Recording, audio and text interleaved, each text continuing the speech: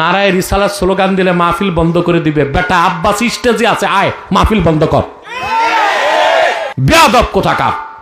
আমার একটা রূপ দেখছে, আরেকটা রূপ আছে, ওটা দেখে নেই তো।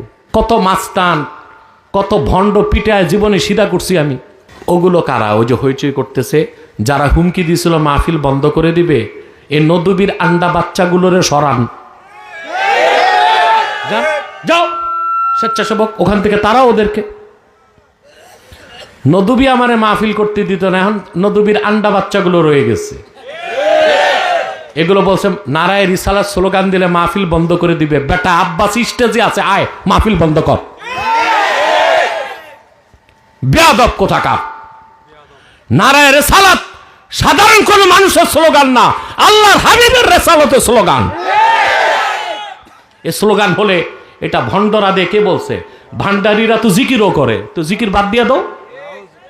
ভান্ডারীরা তো নামাজও পড়ে, নামাজ বাদ দিয়া দাও। আমাদের ভালো কাজ যদি ওরা করে, সেজন্য কি আমরা ছেড়ে দিব নাকি? সরান এগুলো রে, ওর দিক থেকে অনেক দূরে সরান। আমার একটা রূপ দেখছে, আরেকটা রূপ আছে, ওটা দেখে নেই তো। কত মাস্তান, কত ভণ্ড পিটায় জীবনে সিধা করছি আমি। আমি কি বাংলাদেশে কোথাও যেতে ভয় পাই নাকি? আমি কখনো দেখি না আমার প্রতিপক্ষ হাতি নাকি মাসি।